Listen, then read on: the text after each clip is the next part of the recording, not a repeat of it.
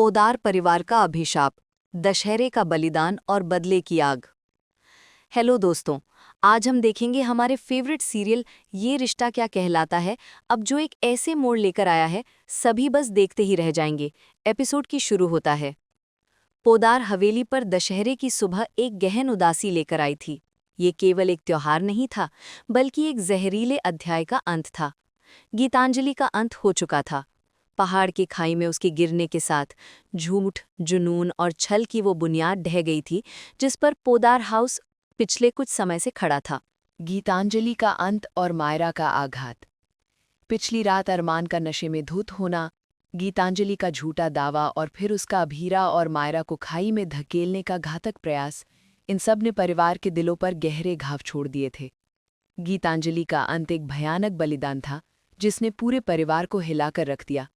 अरमान ने अपनी पूरी जान लगाकर अभीरा और मायरा को सुरक्षित खींच लिया था। मायरा अभी भी खाई की चीखों को याद करके कांप रही थी।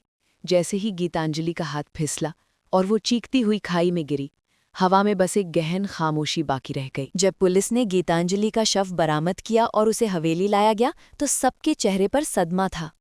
केवल दादी सा थीं जिनके चेहरे पर एक अजीब सी शांति थी।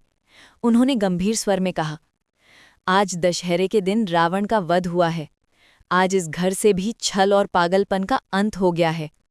ये अंत परिवार के लिए एक बड़ी राहत थी, लेकिन सबसे बड़ा नुकसान मायरा को हुआ था। वो बच्ची अंदर तक टूट चुकी थी। वो रात में डर के मारे सिहर उठती, मम्मी मुझे मत छोड़ो, वो मुझे धक्का देगी। अभीरा उसे सीने से लगाती और अरमान उसके सिर पर हाथ फेरता। उन्होंने तय किया कि अब वे मायरा के मानसिक आघात को ठीक करने पर पूरा ध्यान देंगे। इस हादसे ने अरमान और अभीरा के बीच की दूरी को खत्म कर दिया था। अब उनके रिश्ते की डोर झूठ के बजाय साझा दर्द और सुरक्षा की भावना से बंधी थी। शाम को रावण दहन के वक्त पोदार परिवार ने महसूस किया कि उनके जीवन से एक बड़ा बोझ जलकर खत्म हो गया है। अरमान ने अभीरा की आंखों में देखकर वादा किया, अब चाहे जो हो, मैं तुम्हें और मायरा को कभी अकेला नहीं छोड़ूंगा। अब से हम हमेशा साथ हैं। सब चौंक गए। अरमान गुस्से से भर उठा। क्या मतलब? क्या कोई और भी इसमें शामिल था? इंस्पेक्टर ने संदेह जताया कि गीतांजलि को ब्लैकमेल करने वाला कोई बड़ा खिलाड़ी था। रात को परिवार की बैठक में अभीरा ने अपनी अंतर्दृष्टि से कहा, शायद कोई ऐसा जो पोदार परिवार को तोड़ना चाहता हो और जिसके लिए गीतांजलि सिर्फ एक मोहरा थी। कोई जो हमारे बीच की दरार का फायदा उठा रहा था। कुछ दिनों बाद सुबह के अखबार के साथ एक रहस्यमयी चिट्ठी आई। गीतांजलि की मौत एक शुरुआत है, अंत नहीं। असली खेल अब शुरू होगा। ये चिट्ठी देखकर दादी सा के हाथ कांप गए। उन्होंने बुदबुदाते हुए कहा, कोई हमें चैन से जीने नहीं देना चाहता। इन सब तनावों के बीच अरमान और अभीरा का रिश्ता धीरे धीरे मजबूत हो रहा था। अरमान हर पल अभीरा और मायरा के साथ समय बिताता। एक शाम उसने अभीरा से कहा, मैं जानता हूं मैंने तुम्हें बहुत दर्द दिया है, लेकिन अब मैं सिर्फ तुम्हारा विश्वास जीतना चाहता हूं। अभीरा ने उसकी आंखों में सच्चाई देखी और धीरे से कहा, मौका मिलेगा अरमान, लेकिन वक्त के साथ। इसी बीच मायरा का जन्मदिन आया। पूरे घर को सजाया गया और लंबे समय बाद खुशियों का माहौल था। मायरा ने केक काटा। ठीक उसी वक्त बिजली चली गई। अंधेरे में किसी ने जोर से खिड़की खोली और केक पर लगी मोमबत्तियों बुझ गईं। जब लाइट वापस आई तो सबने देखा कि मायरा के पास एक छोटा सा बॉक्स रखा है। उसमें एक टूटी हुई गुड़िया थी और लाल रंग के पेंट से लिखा मैसेज था, ये तोहफा उस बच्ची के लिए जिसकी माँ को मैंने छीन लिया और अब अगली बारी उसकी है। पूरा हॉल सन्न रह गया। मायरा डर के मारे कांपने लगी। दादी सा ने उसी रात सबको इकट्ठा किया। हम डर कर नहीं जी सकते, ये कोई बड़ी ताकत है, लेकिन पोदार परिवार जब एकजुट होता है तो कोई हमें हरा नहीं सकता। हम इस साजिश को खत्म करेंगे। अरमान ने दृढ़ संकल्प लिया, अब मैं सब कुछ अपने हाथ में लूंगा। जो भी इस खेल के पीछे है उसका सच सामने लाकर रहूंगा। अतीत का भूत और राकेश की पहचान। पुलिस ने गीतांजलि की कॉल रिकॉर्डिंग्स का कुछ हिस्सा परिवार को सुनाया। उसमें गीतांजलि बार बार किसी सर नाम के शख्स से बात कर रही थी। सर, मैंने सब कर दिया, अब इनाम चाहिए। फिर एक गहरी जानी पहचानी आवाज आती थी, सब्र रखो गीतांजलि, असली खेल अभी बाकी है। दादी सा का चेहरा पीला पड़ गया। उन्होंने धीमी आवाज में कहा, ये आवाज, यही तो राकेश की है। दादीसा ने भारी मन से एक अतीत के रहस्य का खुलासा किया। 20 साल पहले राकेश नाम का एक कर्मचारी, जो परिवार के बेहद करीब था, उस पर पोदार चैरिटी फंड से गबन का झूठा आरोप लगा था। अपमान और निराशा में उसने अपना सब कुछ खो दिया था। अरमान ने गुस्से से कहा, तो ये सब 20 साल पुरानी बदले की आग है। ये दुश्मनी आज हमारी मासूम मायरा पर वार कर रही है। उसी वक्त मायरा अपने कमरे में एक धुंधली तस्वीर देखती है, जिसमें गीतांजलि के साथ वही राकेश खड़ा था। मायरा की मासूम आंखों ने उस साजिश का हिस्सा देख लिया था। रातों को मायरा अब अजीब-गरीब हरकतें करने लगी। वो बार-बार आईने में देखती और चिल्लाती, वो खड़ा है, वो मुझे देख रहा है। डॉक्टर ने कन्फर्म किया कि मायरा सिर्फ डर से नहीं, बल्कि कोई लगातार उसके दिमाग के साथ खेल रहा है। राकेश अब सिर्फ बाहरी दुश्मन नहीं था, बल्कि मायरा को मानसिक रूप से तोड़ने की कोशिश कर रहा था। अगले ही दिन जब अरमान और अभीरा एक कानूनी काम से बाहर थे, मायरा का अपहरण हो गया। अरमान घर लौटा तो उसे एक वीडियो मैसेज मिला।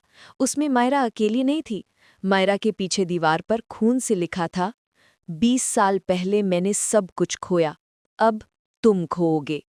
और राकेश की आवाज आई, अगर अपनी बेटी को जिंदा देखना चाहते हो तो पुराने गोदाम में आओ, लेकिन अकेले। अरमान ने गुस्से में दहाड़ लगाई, कानून की अपनी सीमाएं हैं, मेरी नहीं। मैं खुद जाकर अपनी बेटी को छुड़ाऊंगा। अभीरा उसके पास आई। उसकी आंखें लाल थीं, पर आवाज में दृढ़ता थी। उसने अरमान का हाथ पकड़ा और कहा, तुम अकेले नहीं जाओगे, मैं भी तुम्हारे साथ चलूंगी। मायरा हम दोनों की जान है, और इस बार हम साथ खड़े होंगे। अरमान को एहसास हुआ कि उसकी सबसे बड़ी ताकत अभीरा है। अंधेरी रात, रोशनी की उम्मीद। रात का समय था। अरमान ने जेब में एक पिस्तौल रखी और अभीरा के साथ गोदाम की ओर बढ़ा। जब वे पुराने गोदाम पहुंचे तो चारों तरफ सन्नाटा और अंधेरा था। अचानक एक लाइट जली और मायरा को रस्सियों से बंधा दिखाया गया। पापा, मम्मी! मायरा की मासूम चीख सुनकर अभीरा बेताब हो उठी। तभी राकेश सामने आया। उसके चेहरे पर 20 साल की नफरत और पागलपन साफ झलक रहा था। उसने चीखते हुए अरमान से कहा, तुम्हारे परिवार ने मेरी जिंदगी, मेरी पत्नी, मेरा बच्चा सब छीन लिया। अब मैं तुम्हारी बेटी को तुम्हारी आंखों के सामने ले जाऊंगा। अरमान गुस्से में दहाड़ उठा, तूने गलती की राकेश, मेरे परिवार पर वार करके। राकेश ने मायरा को धक्का देने की कोशिश की। उसी पल अभीरा ने बिना सोचे समझे मायरा की ओर दौड़ लगा दी और राकेश के सामने ढाल बनकर खड़ी हो गई। पहले मुझे मारो, फिर मेरी बेटी को छूना। राकेश ने अभीरा पर हमला कर दिया। दोनों में भीषण हाथापाई शुरू हो गई। अरमान को मौका मिला, उसने पिस्तौल फेंकी और पूरी ताकत से राकेश को जमीन पर गिरा दिया। दोनों में जीवन मौत का संघर्ष शुरू हुआ। इस बीच अभीरा ने तुरंत रस्सियां खोली और मायरा को सुरक्षित अपनी बाहों में ले लिया। संघर्ष में अरमान ने राकेश को उस कोने में धकेल दिया जहां पुराने कबाड़ थे। अरमान ने आखिरी वार किया। राकेश चीखते हुए जमीन पर गिर पड़ा। पुलिस मौके पर पहुंची और राकेश को गिरफ्तार कर लिया गया। अरमान अभीरा और मायरा को सीने से लगाए खड़ा था। यह अंत है अरमान, अब यह सब खत्म हो चुका है, अभीरा ने सिसकते हुए कहा। अरमान ने मायरा को चूमा और अभीरा की आंखों में देखा। नहीं अभीरा, ये एक नई शुरुआत है। गीतांजलि के जुनून से लेकर राकेश के बदले तक हमने हर बुराई का सामना साथ किया है। अब हमारा परिवार कोई नहीं तोड़ सकता। पोदार हाउस पर दशहरे की रात को अंधेरी रात के बाद रोशनी की उम्मीद लौटाई थी।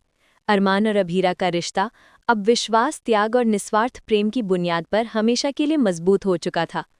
मायरा का डर धीरे धीरे खत्म हो जाएगा, क्योंकि उसे यकीन था कि उसके मम्मी पापा की जोड़ी दुनिया की सबसे ताकतवर ढाल है। तो दोस्तों, आगे क्या होगा? क्या सच में पोद्दार हाउस में खुशियां ही हैं, या ये खुशियां थोड़े टाइम के लिए है? आपकी राय क्या है दोस्तों? पोद्दार हाउस में जैसे दशहरा दिन से खुशियां आई हैं, क्या वो सब दिन के लिए रहेगा, या फिर आरे खराब सिचुएशन आएगा? आगे की जानकारी के लिए हमारे चैनल नीलम गॉसिप में जुड़े रहे। धन्यवाद।